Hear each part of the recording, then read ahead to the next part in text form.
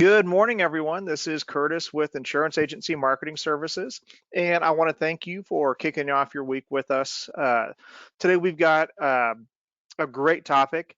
I know one of the things that you see a lot out of us is utilizing life insurance within income planning, and traditionally, a lot of what you see is in LERP type strategies. And so today, I wanted to change it up a little bit and we've got, I think, a very interesting topic that I'll get into in greater detail here over the balance of the presentation, but really looking at some outside of the box ways to incorporate life insurance within an income plan to maximize income. And I think one of the things that you'll find interesting is most of these concepts are all oriented around utilizing the death benefit. So we're not just looking at the cash accumulation within the life insurance contract, but instead we're looking at how the death benefit while somebody's alive can help maximize their income in retirement. So before getting into that, I did want to spend a few minutes here at the beginning to talk about some of the additional ways that IAMS is here to support your business. First up is our new producer builders. If you're a new agent to IAMS, if you're just getting going with us, this is a great opportunity to check out some of the resources that we have available. As you start producing business with us, you can see the different production totals here, but you can qualify for a variety of different options to help your business, whether it's marketing and prospecting or whether it's just cash or you want a weekend getaway. We've got a variety of options up there. And if you've got questions about that, want to know more about how our new producer builder program works, reach out, talk to a sales director over here. The phone number is 800-255-5055. The other thing I would mention is if there's something that you're doing that's working well for you right now, certainly reach out, talk to a sales director. One of the core pillars of who IAMS is certainly the ability to customize things. In addition to that, if you're currently working with IAMS and you maybe know of an agent who might be a good fit for us, or you know they're not necessarily happy with their current IMO relationship, send them our way. Not only will you get a $50 bonus when they get contracted, but on an ongoing basis, you can earn dollars on their production. You don't have to do anything. We'll take care of all of the service and all of that. But we'll cut those checks out on a quarterly basis. And candidly, those are some of the biggest checks that we cut. In addition to that, we've got our standard marketing reimbursement programs. Those are a great opportunity on both your annuity and life insurance business to accrue additional marketing dollars from IAMS. As you can see there, for every 100,000 of qualifying indexed annuity premium, you can earn $100. And then for every 100,000 of SPL premium, you can earn $200 and an additional $200 for every 10,000 of target life premium. In addition to that, I wanted to touch on back office support. I think that's the importance of that is grow. I mean, it's always been important, but I think especially during the COVID years and then last year as we saw carriers start bumping rates and carriers get backlogged with production, I think it does put a spotlight on the importance of having a good case management team, as well as when we are in such a volatile rate environment where we've got, seems like every day of the week carriers making adjustments, having a good sales team here as a resource to make sure you're getting the best option for your clients. And so I would encourage you, if you haven't used our back office, I would certainly encourage you to take advantage of that and test us out, because I really do think we do it better than most. In addition to that, our IAMS website technology is a core theme with us in today's day and age. And so you'll find a variety of tools on the site, life software, annuity quoting software. You can do e-applications on our website for both life and annuities. You can download paper applications if you want to do that. That is where you go if you want to see on a weekly basis all of the updates to rates. We publish that on our website. In addition to that, we have our sales resource library, and it is over, I can't speak highly enough about this, but over 500 point of sale pieces that you can utilize on virtually any topic that you want to talk about, whether it's annuity or life insurance basics or 401ks or IRAs, or even going to the other end of the spectrum on split dollar, premium finance, those types of topics, and everything in between. And the great thing about it is you just have to be contracted with us if you want access to our IAMS portal. And so if you've got questions on how to get access to that, I'd encourage you to reach out, talk to a sales director over here, and they can help you with that. As I mentioned, you can do e-applications on our platform. We do integrate with Firelight as well as iPipeline. You can see all the carriers that we have here on Firelight. With our iPipeline platform, we essentially integrate with every life carrier that offers that. And so we made it very easy for you to go to one source, and no matter what application you're planning on doing, you can do an e-application right there with it. Creative marketing solutions. So, and I think creative really is the key here. In fact, I'm going to launch the first of 3 polls here, but with our creative marketing team, you really have a team of experts there that work across all types of mediums, whether it's digital, website, social, print. Heck, I mean, we did several billboard campaigns last year. But I think the important thing is there's a lot of third-party ad firms out there. Some of you maybe have used some of them. And I think one challenge that always exists is when you're working with a third-party firm, you're having to explain what life insurance is, how an annuity works. You know, our market is different. Best practices when it comes to marketing are different if you're a restaurant or a retail store or a clothing store or something like that, versus in the financial services space, we deal in intangibles, right? We deal in the promise of a guaranteed lifetime income. We deal in the promise of upside potential with no downside risk. And so I think the components of that make it look a little bit different. And so suffice it to say, our creative team, they just specifically focus on the financial services space. I know we're right here actually going into the third part of the first quarter. And for a lot of advisors, you maybe have a plan or some ideas about marketing. And so one thing I would mention is take advantage of our complementary marketing analysis. We've got a lot of resources available here, as I just detailed out, but oftentimes I found that the challenge is, well, what do I do? And you know, I've got my goals, but I'm not quite sure how to get there. I've got a sense of it, but I know that I need to add more to it.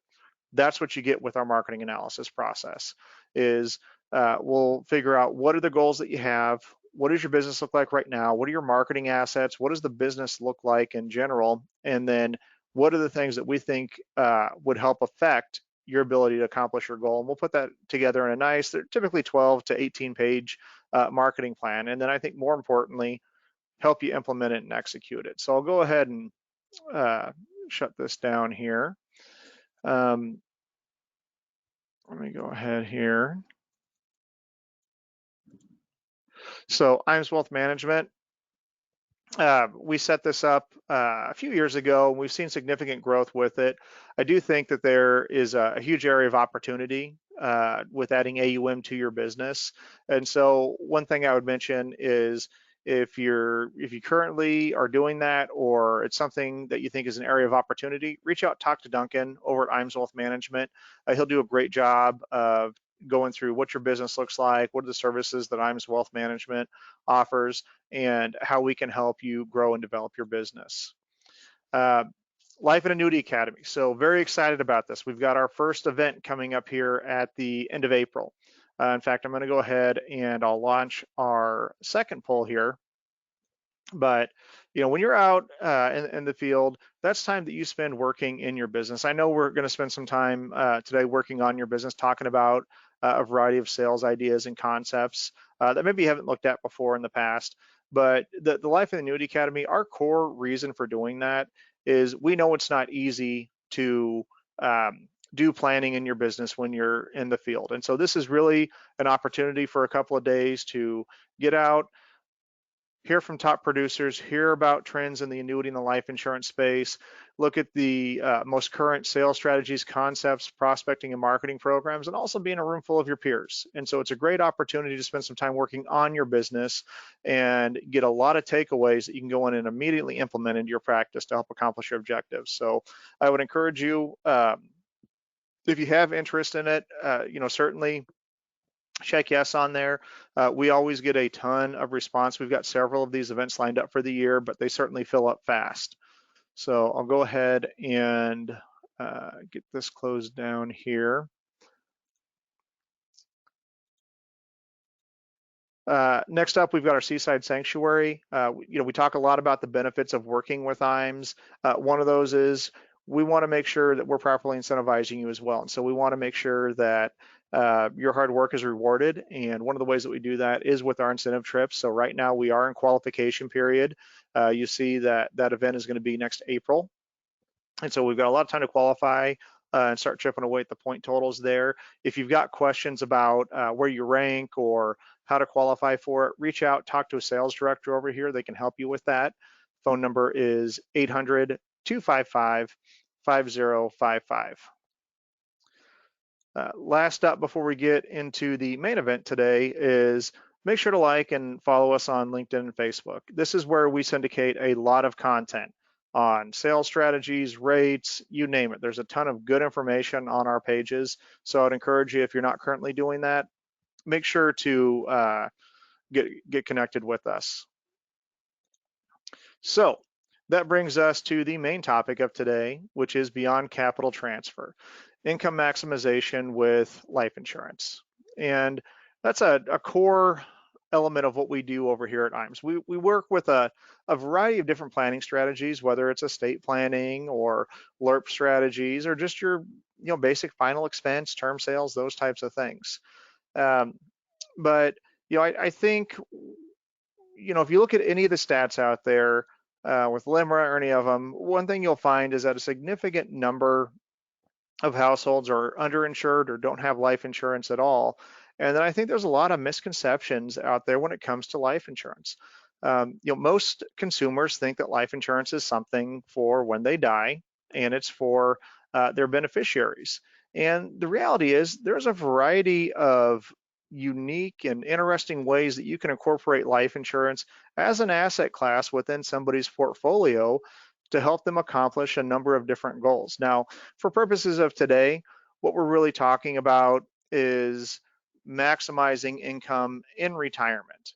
And so, the title, capital transfer, I mentioned at the beginning, what we're going to be looking at is the use of the death benefit, primarily in most of these strategies. And it's somewhat counterintuitive, when you think about capital transfer, that's essentially the efficient transfer of wealth to the next generation. And life insurance can be a very good tool to help accomplish that. So if we're talking about death benefit driven type sales, but not in the context of capital transfer, how does that really work? So we're going to go through these concepts this morning. One thing I would mention to everybody is I know we'll probably have some questions on this. We have a really good guide that we put together that is a deep dive on all of the concepts that I'm going to talk about. I would also mention to you, talking with the sales team over here, the life sales team over here at IAMS, they can help you with any questions that you have. I also know that we're probably, as we go through this, you're going to be thinking about clients that you think might be a fit for this. Jot it down. Have us run through some case scenarios for you. I think you'd be interested in how these can work for yourself and your clients. So first concept is income rider maximization. So let me get my bullets pulled up here. There's a couple of key components on it, or components on this, but this is really designed for consumers that are concerned about outliving their retirement income. And so one common strategy around that is we sell an annuity with an income rider, right? Makes a lot of sense. We can guarantee an income for the rest of the individual's life. In fact, it works really well for couples. We can guarantee an income over both of their lives. And that's one of the more common things when I look at the income rider designs that we see here is we see a high percentage that are joint payouts. And so one thing to consider on this is if we look at a single life payout versus a joint payout, the joint payout is typically going to be lower, which makes sense. It's spread out over 2 lives. There's a higher probability that the insurance company is going to pay out that benefit over a longer period of time. Whereas with the life only payout, the challenge with that is once that individual passes away, that's it. The income stops. Now, with that being said, if there's still accumulation value inside of the annuity, then the client can elect to take that money or continue to take payments until the accumulation value is exhausted. So where does life insurance fit into this scenario? Well, another way to look at this or to think about it might be, well, what if we did take the single life payout on the annuity? So we've got a couple. We're concerned about income that lasts for both of their lives. So instead of taking the joint payout, what if we look at what the difference is between the joint payout and the single life payout? And then we take that difference and we purchase a life insurance policy. Now, in this scenario, we're probably not looking at an accumulation IUL or an accumulation whole life. We're looking for a guaranteed universal life contract or something that's a death benefit driven product where we have minimal cash value, um, and we're looking for the max death benefit possible. And even if we are looking at a product like that, one thing that I would mention is even if we're not going to have significant cash accumulation, a lot of these permanent GUL products do have guaranteed returns of premium built into the contract that don't have a cost. So even though it's going to show a zero cash value, if we ever wanted to bail out of this particular strategy, we could. But within this, we take that difference and we apply it to the life insurance policy. At the death of the individual that's the annuitant that we have the life insurance policy on, we have a couple of different options here. So let's say that that person dies prematurely. Well, as we talked about, they could continue their income payments until the accumulation value is exhausted or utilize the accumulation value at death. If we don't need to use the tax-free death benefit initially because we still have income payments that can come out of the annuity contract, that money, you can roll that into something else. You can let it sit there. You've got a variety of options, essentially. If the individual lives past the point of the cash accumulation being exhausted, then that's fine. We targeted the amount of death benefit that we needed to maintain that same income payout that we were going to get before. But here's a key difference or key benefit to the client.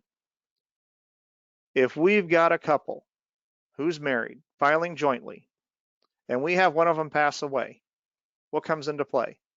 Widow's tax, right? Because now that individual going forward has to file on a single basis, there's a high probability that their federal income tax bracket is going to increase. It can almost double. In fact, if you look at an individual that's making, or a married couple, roughly 40,000 to 90,000, they're in a 12% income tax bracket. A single individual with that same level of income has a top marginal tax bracket of 22%. So at a time when somebody is most vulnerable, that's when the IRS is going to come in and say, well, we're going to have you pay almost twice as much in federal income tax. Well, that's one of the beautiful things about this concept. We've taken potential, let's say it's a qualified account as an example. We've now, at the death of that individual, converted that 100% taxable account into a tax-free bucket because the life insurance death benefit is income tax-free. So at a point in time where we know there's going to be a step up in their tax bracket, we've infused a tax-free bucket of money there. And whether you wanted to just draw that death benefit down over the course of that surviving spouse's life, or let's say we dumped it into a SPIA. Well, we know the majority of that money is not going to be taxable because of the exclusion ratio. Or let's say we wanted to dump it into an annuity, we're right back into what's our worst case scenario. We're paying income tax on the income, but we've got a new infusion of capital in there. And so it can make a heck of a lot of sense to show your clients how to generate better leverage, yield, and get funds into a tax advantage position. The other thing that I'd mention about this, and you'll hear this theme throughout this presentation, throughout this guide, is people don't object to life insurance. They object to paying for it. People don't object to life insurance. They object to paying for it. Well, in this strategy, utilizing an income rider on an annuity, did we ask the client for premium dollars for their life insurance? No, not at all.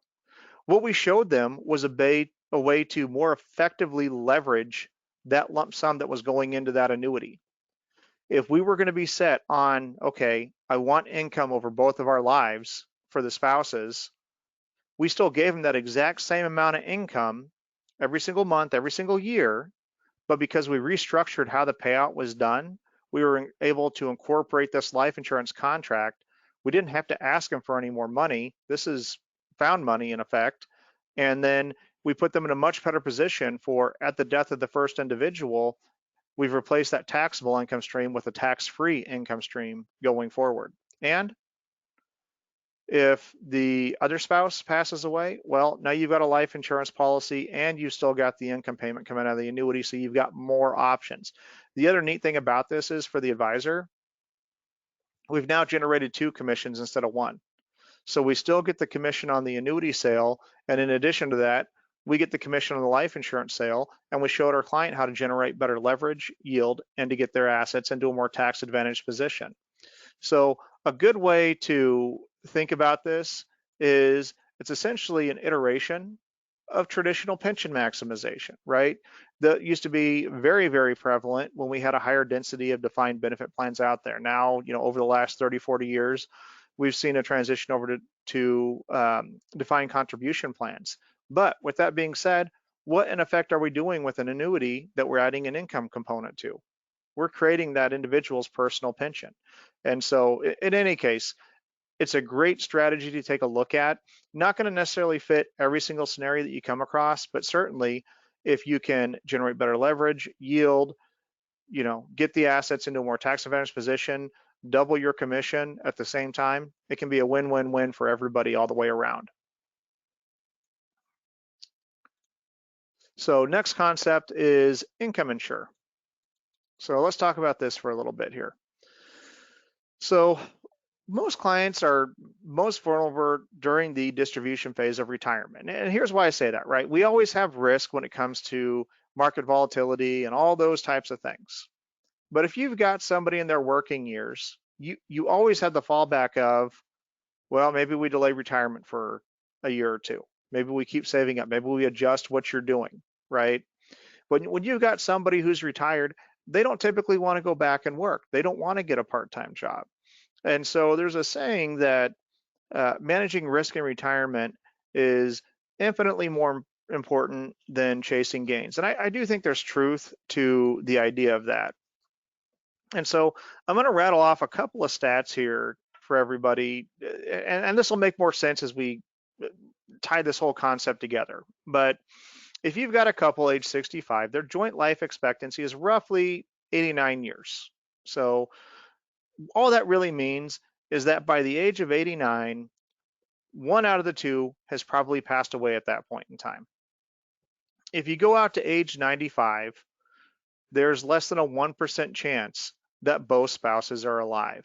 And if you go to age 100, it's virtually 0% chance that both spouses are alive. Why am I making that point? Well, when we look at the income insure strategy, part of what we're looking at is, how do we not run out of income in retirement? And a common solution to that is the incorporation of annuities, right? We know that's a common thing. Another common idea is the idea of a withdrawal rate. So we've got a client who has a brokerage account, and we're looking at some type of an average distribution rate. What's most common right now is somewhere in the neighborhood of 4 to 6%. Forever it was 4%. I think over the last few years, as we look at that, I think it's more and more common that there's a range of those rates. But critical to the idea of a withdrawal rate is that we're living off of the interest that's earned, right? Because if we can do that, we're not going to cannibalize the lump sum of money that we have. We're not going to cannibalize that retirement nest egg. And so the idea with the income insure strategy is, well, what if we didn't have to worry about cannibalizing the retirement nest egg? So most of the time when we look at life insurance, we look at life insurance that runs all the way out, right? We see it on the illustrations. It's illustrating out to age 120. And in order to get a lifetime death benefit guarantee or run a current projection product all the way out, there's going to be one level of premium that we have to hit. If we want to reduce down the death benefit guarantee or how long the contract goes out, the best way to do that is to reduce down the premiums, right? So we pay less in, death benefit goes out for a shorter period of time. Makes sense. Well, the reason I'm talking about that is, what if we could take a small percentage of their assets and funded insurance contract. And what if we ran that to an age 90 or an age 95? And the reason I'm talking about those ages is if you look at life insurance and how it's structured, how it's priced, actuarially, and actually, I would encourage you take a look at a life insurance illustration. Take a look at what the cash values do and the costs do around 95 to 100. One thing that you might be surprised about is that the charges will go down. The reason for that is actuarially, insurance companies assume you're dead at 95. People just, the majority of the population does not live past that age band. And so if you can dial a death benefit guarantee back earlier than that, what that allows you to do is significantly drop the cost of the contract. So because we're doing a life insurance policy on both lives, and that's a prerequisite for this iteration of this strategy, is that we're getting a life insurance policy on both lives. We're taking, maybe a guaranteed universal life, or what can work really well is a protection-based IUL that has a life insurance or a life expectancy death benefit guarantee on it, or allows you the ability to dial that in, which we have all of those in our portfolio. What it allows you to do is pay the minimal amount of insurance toward this. Because we've done this, the clients can feel more comfortable about the idea of we're going to dip into the retirement nest egg. What that allows them to do is, instead of having to be so fearful of that distribution rate and maintaining their principal so that way they never outlive their income in retirement, they can take more income during retirement because they know at the death of the first individual, we are going to have an influx of tax-free cash into their retirement nest egg. This does a couple of different things. They've got more latitude with how they spend down their income in retirement, and then the life insurance death benefit is income tax-free, right? So going back to that widow's tax concept and the idea that we potentially could jump tax brackets at the death of the first individual, we've now created an influx of tax-free capital into the retirement nest egg, and they have greater control over how and what and when they pay taxes. So this strategy can make a lot of sense, and by dialing the death benefit guarantee down, we can make it even cheaper for the clients. Now, one thing that can come up from a consumer is, okay, that all sounds good, but what if I live too long? What if we live out past the death benefit guarantee? Well, if we're using a flexible premium contract, right, we can extend the amount of coverage. We can continue to pay premiums to keep that death benefit going. Now, in some scenarios, that's not exactly ideal, right? Because if we're running it all the way out and we look at it, that cost of insurance does bump up in the later years to where it can get expensive to do that. Another iteration of this, or another way to think about it, would be, well, let's use a life insurance policy that has a chronic illness rider attached to the death benefit. And second to that would be using a chronic illness rider that creates a paid up policy at the point of trigger. And that's an important component because not all life policies that have a chronic illness rider do that. If you've got, and actually, if you've got questions on that, how that's structured, reach out, talk to one of the sales directors over here, and they can chat with you about that. But if we incorporate that as a hedge to that consumer being concerned about it, well, what is the probability that somebody at age 90 or 95 can't do 2 out of the 6 activities of daily living? Probably a pretty high probability. And so in that case, we've mitigated the issue of, well, what if I live too long? Okay, well, chances are you're going to need some form of home health care, maybe be in a nursing home or something along those lines. We'll just advance the death benefit while you're alive. And then you can be living off of that, especially if we're, specifically we're using an indemnity-based rider versus a reimbursement, because you have full latitude over what you use the money on. It doesn't necessarily have to be entirely for long-term care. You can use that for whatever services you want to, as long as you can go on claim. So this is a unique way to look about it. Oftentimes, we actually incorporate this strategy already, but it's for people in their working years, right? You buy a life insurance policy and you're concerned about income replacement of the primary breadwinner. we're essentially doing a very similar idea to that, except for we're ensuring the retirement nest egg and allowing the clients to be able to have a better quality of life, have access to more funds while they're in retirement, knowing that we're going to replenish that retirement nest egg at the death of the first individual.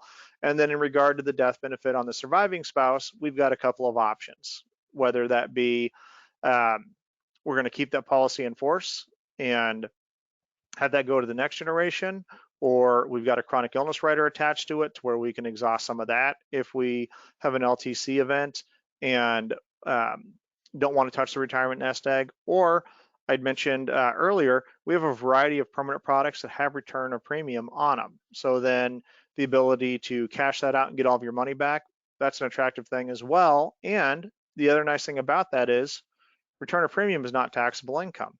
It's a return of premium. So you're getting that cost basis back. So just a different way to look at this, especially when you've got a client who maybe doesn't want to put all the money in an annuity that wants to have a brokerage account. Different way to look at it that can generate leverage, yield, get assets into a tax advantage position and create a sale where maybe there wasn't one for you previously. Next concept is interest maximization. So this concept is really designed for a client who has safe money investments. They may or may not want to spend all the money down in their lifetime, and they want whatever remains to go to their beneficiary. So in this scenario, I'm using a CD, but this could really be any type of safe asset, whether it's a CD, a money market account, a savings account, could be an annuity with this particular type of a max strategy. But if we think about CDs right now, oftentimes we come across somebody who has the money in the CD. They're not really doing anything with it. They're getting the interest income each year. They're paying taxes on it, which actually on a side note here, one thing I would mention is I know we're coming up on tax time. We are launching our 1040 overlay marketing package this week. So be on the lookout for emails on that. It has got everything you need to know, even down to when we're looking at that 1040, identifying interest income that they're paying taxes on, and then that can lead to, well, what's generating the interest income and what are you doing and how do you feel about paying taxes on that each year? So it's a great tool. We've got prospecting pieces in it. We've got a guide going through the 1040. We've got our 2023 tax facts. We also have a very useful taxable equivalent yield chart, especially when we're comparing taxable versus tax deferred interest. So wanted to make that point because we are going to be rolling that out this week. But going back to our CD example. So we've got a client who has money in a CD, and let's just say they don't plan on using it. They've got the interest income, but maybe they don't necessarily want to dump the money into an annuity and not be able to touch it. Well, there's a couple of different things that we can look at here. One idea is, okay, well, what if we took that CD, let's say we had $100,000 in there, and we dumped that into a life-only SPIA on the individual's life. We know that that will guarantee an income for the rest of that individual's life.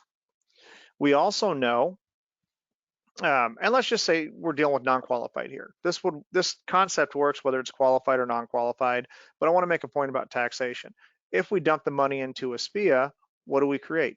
An exclusion ratio, right? Part of that income back to us is return of principal, which is non-taxable, and part of that is interest earnings, which is taxable. So that switch in and of itself reduces down the amount of income tax that they're going to pay on that income every single year for the rest of their life. But we're not addressing the issue of, okay, well, that's great. I have a life-only SPIA, but when I die, the income stops and there's nothing for my beneficiaries. Well, what we can do is take a portion of that income and apply it to a life insurance policy. And what we do is we look at what was the initial amount of the CD, and we're going to solve for that premium. The balance of those funds, above and beyond what you're paying or what the client's paying, is their income. What you'll find with this strategy is that we've done a couple of different things. We've got a tax-free death benefit in an amount equal to the CD that's going to pass on to the beneficiary income tax-free. we've increased the amount of income, so we better monetize the money in the CD for purposes of income that the client can use, and we've reduced down the amount of taxation on it at the same time. So it can be a win-win-win for the client, and for that client that maybe isn't going to go into an annuity because they don't want to, this can make a lot of sense. Now, the second iteration of this, and this is probably a common thing that you would come across, is somebody that says, okay, that sounds great, but what if? What if I need the money? What if something happens? What if I need the money? Pat, what if I just I want to go on a vacation. I want to do something bigger. Well, that's fine. In our first scenario, what we looked at was exhausting the entire amount and doing an ongoing lifetime income stream and doing a life pay on the life insurance policy. In the second iteration, if you look at how life insurance works, the sooner you get the money into the life insurance contract, the smaller the aggregate amount of premiums are that you have to pay in. And so in this scenario, what we might look at is a single premium in the life contract. And so what you might end up having happen is 20 or 25,000, maybe 30,000 going into the life insurance policy to pay up the $100,000 death benefit, depending on the age, health rating, all those types of things. And then for the life only SPIA, that might be $20,000 to $30,000 that's needed for that to guarantee that same amount of income coming out of the contract. That leaves us with somewhere in the neighborhood of $40,000 to $50,000 that's in the CD. The client might say is liquid, and I'm doing air quotes here, right? Because we all know that if you tap a CD before the end of the period, there's going to be penalties that you have to pay, but there's money there. And so the question becomes, what can you do with $100,000 that you can't do with $50,000 or $40,000? So we've addressed the what if scenario. In this scenario, again, let's say it's non-qualified, we've reduced down their taxation on their interest income because part of the income now is return to principal, so they're paying less in income tax. And at the same time, we've replaced the initial value of the CD for the next generation. The other thing too, and I think this is an important component, is on the single premium contract, we've got a variety of options that are available that can be utilized. So whether we want to look at something that does maximum death benefit possible in that scenario, or we want to have something that has more of a balance between cash accumulation and death benefit, or even include a permanent product that has a guaranteed return of premium, right? So let's say we get all the way down to it and they decide, I don't want to do the strategy or I need more money. Great, let's trigger the return of premium on the contract and you get everything that you put into the life policy. So it can make a heck of a lot of sense. There's tons of opportunity out there for sales where maybe you thought there wasn't a sale anymore. Maybe it's an old annuity that the client's not going to spend down, but it got sold a couple years ago. We're not going to replace it anytime in the near future. This can be a strategy for that. Somebody that's got money in a CD that doesn't necessarily want to go into an annuity. This can be a strategy for that. So there's a lot of different scenarios. And what I would tell you is if you've got a case scenario on it or you got somebody you think might be a fit, and this goes for all of these concepts, call the life sales team over here. Have them run some numbers on it. They'll either make sense and it'll look good for it, or maybe it doesn't. But what I can promise you is that if you're on the lookout and looking for clients that are fit for some of these concepts, you will find some client scenarios where it makes a heck of a lot of sense to do what we're talking about. And again, it goes back to we're showing them how to generate better leverage, yield, get their assets into a more tax efficient position, and generate more commission income for yourself at the same time. Oh, and then I see we just had a question pop up here. And it's in regard to, clients in their 60s and 70s and decent, what are the parameters? That's a good question. So with any of these concepts, and a lot of what I'm talking about, you can probably tell that I'm looking at people in their 50s, 60s, 70s for these types of concepts. You do have to have somebody that's insurable. And this also goes back to what I was just talking about, which is let's look at the numbers. They'll either make sense or they won't based off of sex of the individual, their age, their health classification, all those types of things. And some of these, like income insure, we need to use both lives. For other concepts like this interest maximization or the guaranteed minimum withdrawal benefit rider iteration, we just need one insurable individual for it to work. So what I would tell you is, generally speaking, it'll typically work if you've got somebody that's standard or better health. With that being said, I've seen this work down at the table 2 to 4 range. It just matters, all of the factors that are involved in it and us running the numbers on it. Remember, life insurance, if it's a good deal, people will buy. And going back to a point I made earlier, people don't object to life insurance, they object to paying for it. All these concepts are showing ways to the client of how to reposition assets to generate better leverage. So we just have to really take a look at it and see, does it make sense? Does it look like a good deal for them? Is there leverage there for them? But you would be surprised and at the variety of scenarios where this would work. So overfunding cash value life insurance. Topic, a concept near and dear to my heart that we spend a lot of time talking about. In fact, many of you maybe that are on this call do these types of cases with us.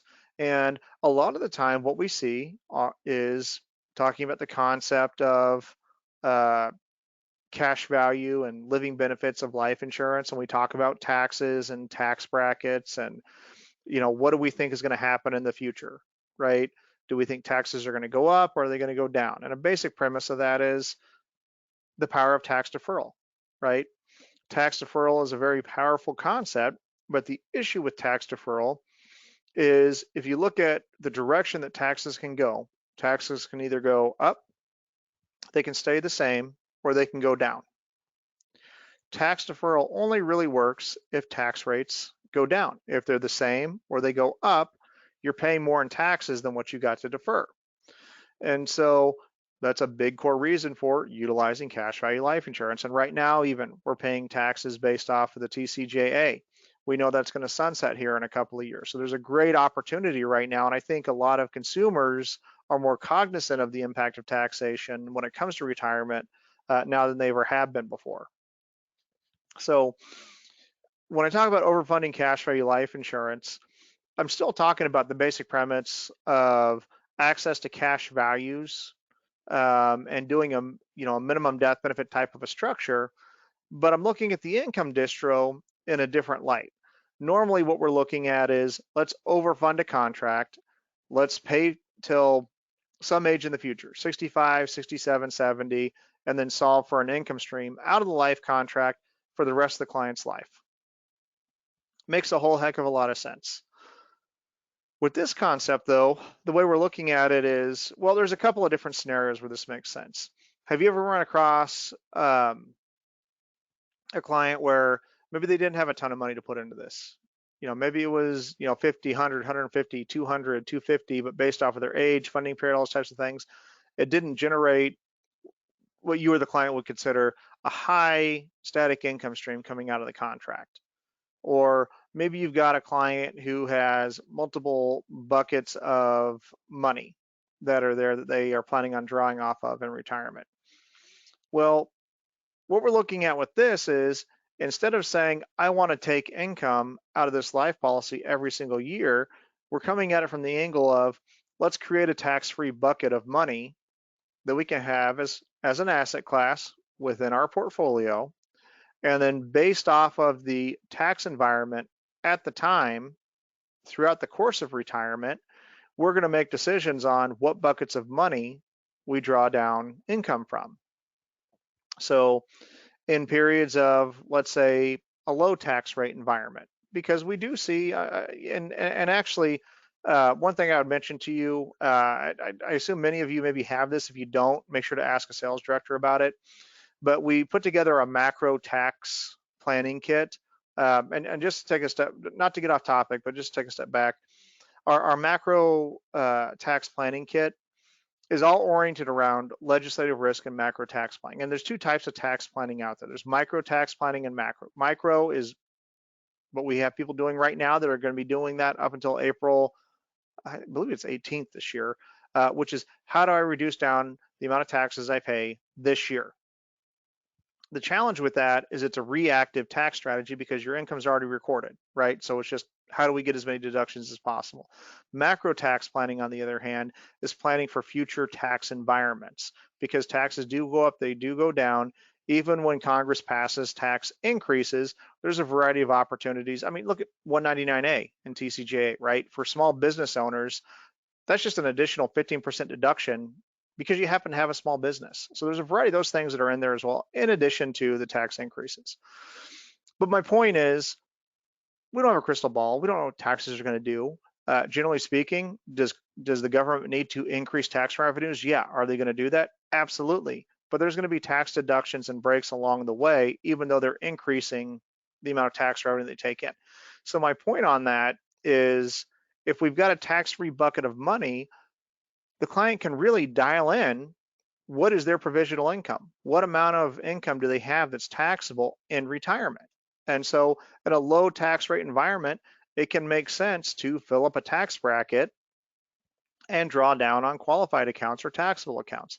In a high tax environment, it can make sense to split that out and pull off of the tax-free buckets of money that they've accumulated.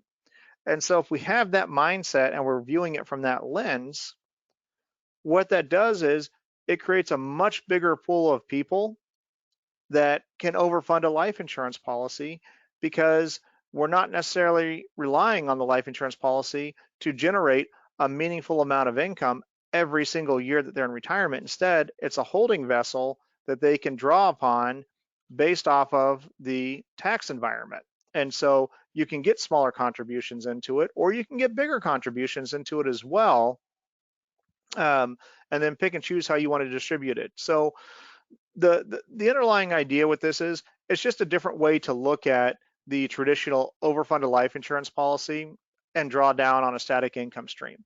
And so you can make that money go further. The other area where I think this can be beneficial is somebody that is concerned about a chronic illness or long-term care, because we're not going at it with the idea that we're going to take income distributions every single year, which proportionally reduces down the death benefit, which then obviously proportionally reduces down the bucket of money for purposes of long-term care or chronic illness. You can maintain that higher death benefit and then at the same time maintain a higher bucket of money for chronic illness. So it's just a different way to look at it. And I would encourage you on your overfunding scenarios, if you've got somebody that you think is a fit for it, have us run this iteration as well. So in addition to having us run the static income stream coming out, more than happy to illustrate the bucket strategy as well with this. So the fifth concept that we'll talk about here is mitigating risk with living benefits. And so there's a couple of key things here.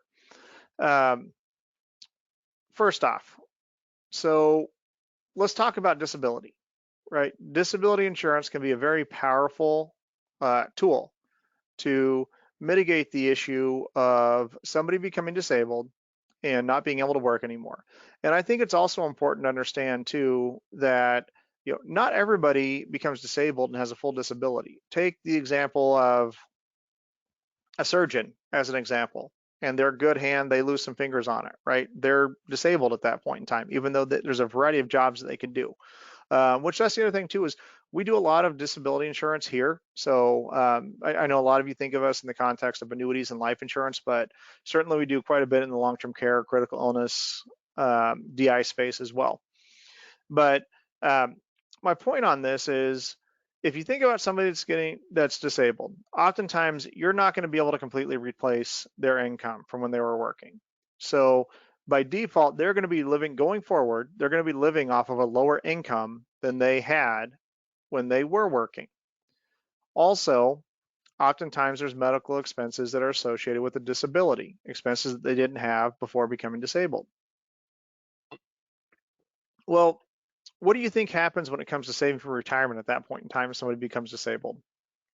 It's non-existent because they're living off of a lower income than they were before. And so that's problematic on two fronts. one, they've got a lower income, but then two, disability insurance doesn't run for the rest of your life. It runs till a finite point in time, and then you're into retirement.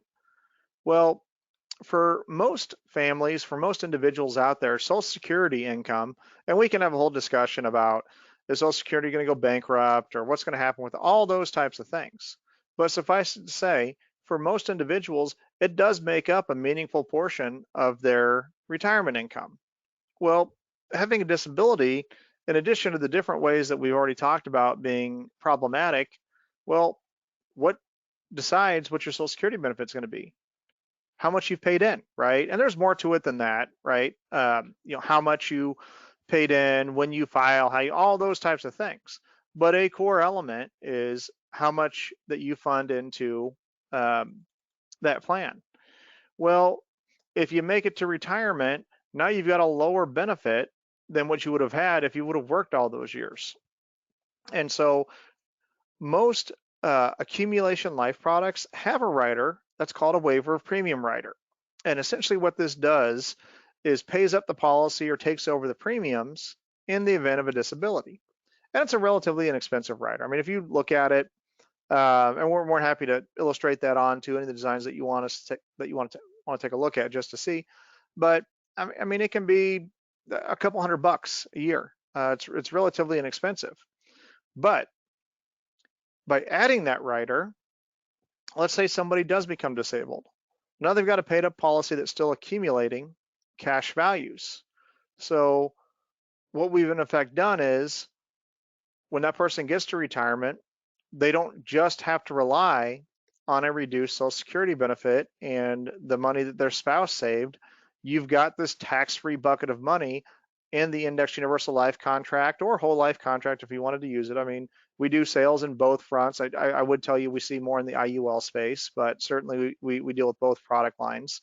But we've mitigated that issue, right? Because we've got another bucket that's tax-free that can pay out at retirement for supplemental retirement income. And so it's an interesting concept or reason or way to add this on. I think oftentimes people think about waiver of premium in the context of a term policy or, maybe a low expense whole life or something to where it's just, oh, well, I don't have to pay for it anymore. It's paid up. I don't have to do anything. Well, what if we viewed it from the lens of this is going to create a bucket of money that we don't have to fund for supplemental income and retirement, and it doesn't cost very much at all. The other thing that I would mention is chronic and critical illness riders. Those are becoming more and more popular and more prevalent on the majority of the life contracts that we have available. And so I really think that this is something that should be talked about when you're positioning overfunded IUL. Whether somebody's concerned about long-term care or chronic illness or not, the ability to show them that this contract can generate tax-free income, and then you've got these other buckets of money maybe that you're saving or that you're counting on, whether it's 401ks, IRAs, Roths, you name it, whatever it might be, you have options, right? I mean, that's what additional funds can do for purposes of retirement planning, is put somebody in a position where they have more options for where they want to draw down income at what makes the most sense.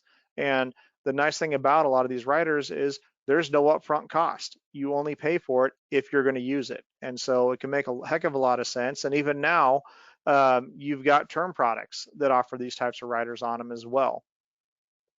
So let me put these last couple of bullets here, and then I'm going to launch our last poll of the day. But as I've talked about throughout the course of the presentation, people don't object to life insurance. They object to paying for it. We all know that. I think we're all aware of that. And so if we can create the funds for the client, then we're not asking them to stroke a check for anything. So I'm going to launch our final poll here. And we've got a whole in-depth guide that takes a deeper dive on all of these concepts. If you'd like to get that, just check yes. But what you'll find, I've worked with a lot of producers over the years, and the advisors that are writing the biggest life insurance cases, the clients don't feel like they're necessarily cutting a check for anything. We're just showing them how to generate better leverage, yield, and to get their assets in a more tax advantaged position. We're showing them how to move money from their left pocket to their right pocket and get a benefit by doing that. And what you'll find is that if you're incorporating some of these sales strategies, and this is only a handful of sales strategies that we have available that you have access to as a licensed agent through IAMS, and we put together these guides and trainings on this, so you get access to all of this just by being contracted with us. But what you'll find is that your average sales will go up, it will increase, and you're not necessarily having to get in the conversation of what can you comfortably set aside a month. Instead, we're taking an asset and we're showing them how do we maximize the leverage for it. And so these are just different ways to think about life insurance, different ways to think about the use of a death benefit. Again, I know what we went through today is kind of a unique thing. Most of the time when we think about maximizing income and retirement, it's the cash values inside of the contract. And as you saw over the course of this morning, a lot of these concepts are oriented around the utilization of the death benefit to increase the income. So in any case, I'll go ahead and shut this down here. But I do want to say, again, appreciate everybody taking the time to be with us this morning. I hope you saw some value in this. Again, I would encourage you, reach out, talk to your sales directors over here. They'll get the guide over to you. It takes a deep dive into it. And then keep these ideas in mind. Have us run an additional iteration. Even if you've got something in your mind that you want to have illustrated, if you think that might be a fit for one of these, have us run that too. It'll either work or it won't. But what you will find is over the course of a month, a year, you're going to find areas of opportunity to generate additional sales that you didn't realize were already there. And we're getting that client into a better leveraged, yielded, which I guess yielded isn't the right word, but generating better leverage, yield, and getting those assets into a more tax advantaged position. So I appreciate you taking some time with me this morning. My name is Curtis Hawks, and I hope everybody has an amazing rest of the week. Thanks.